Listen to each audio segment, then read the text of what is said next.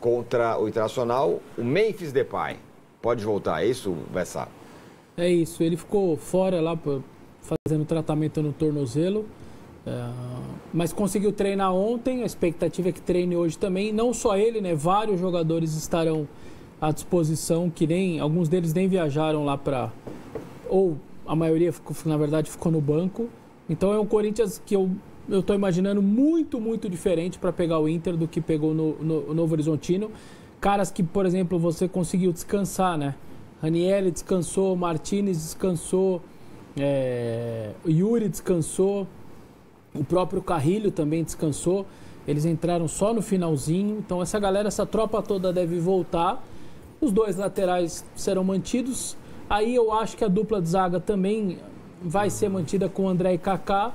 E é um Corinthians que do meio para frente pode ter todos os jogadores novos em relação ao que era do Novo Horizontino.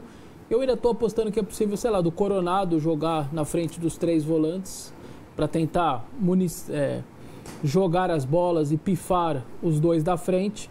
Então é um Corinthians que cuidou dessa parte física exatamente para tentar ter uma intensidade bacana diante do Inter. E aí, independentemente do que vai acontecer para terça, e aí terça ver o que acontece. É contra o Cali a decisão do grupo, mas lá na terça ver o que acontece, quem vai estar disponível ou não. O importante é sábado.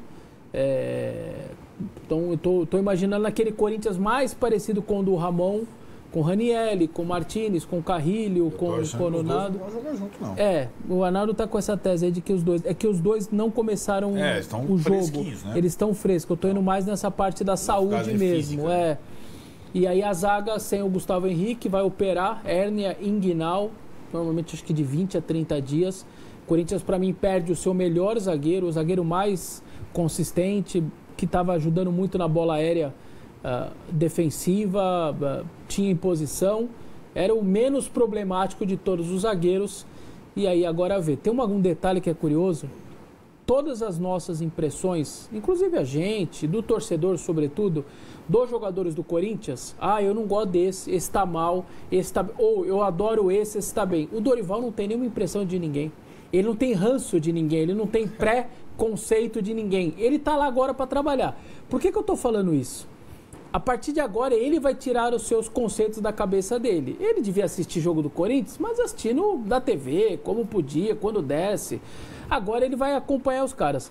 Eu tô falando isso por causa do Félix Torres. O torcedor não quer o Félix, o torcedor por ele, agora que o Gustavo tá fora, é a 4ª opção. Tá tudo bem, o torcedor, depois do que ele fez na final do Paulista, do que ele fez lá contra o Racing, ninguém quer ver o Félix Torres pintado de ouro. Só que pro Dorival, que estava nas eliminatórias, e o Félix jogava bem pela seleção equatoriana, inclusive jogou muito contra o Brasil.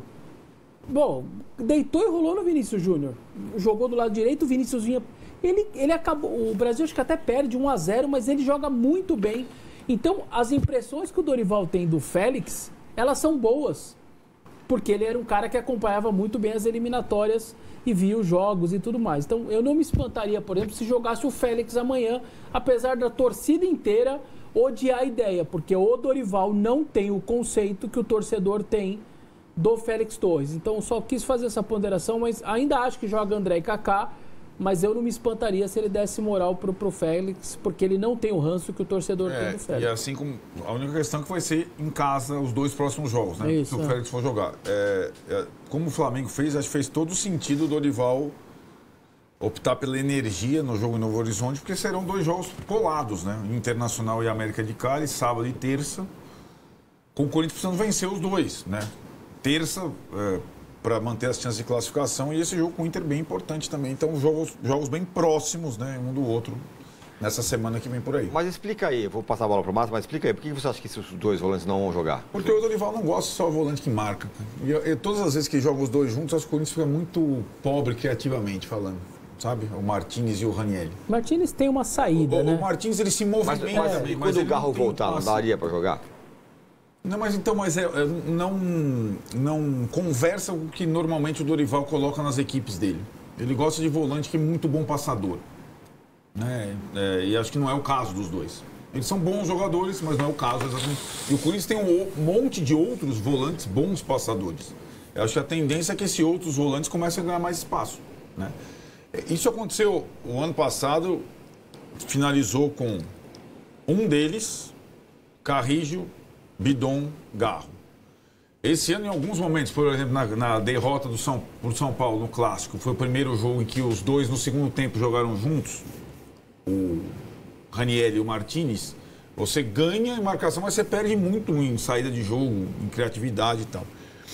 Então, eu acho que, sobretudo nos jogos em casa, o Dorival vai colocar um primeiro volante e os outros dois que joguem, que passem bem, que construam melhor do que o Martinez e o Ranieri.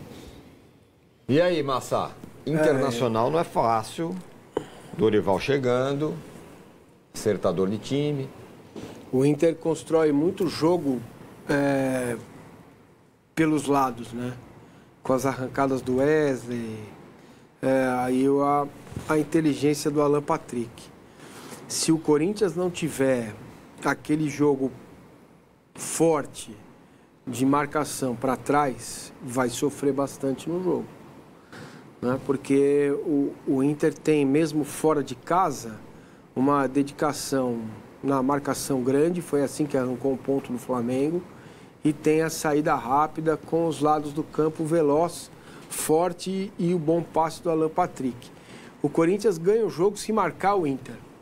Para mim, essa vai ser a tônica do jogo. Se o Corinthians marcar bem o Internacional, pode ganhar o jogo.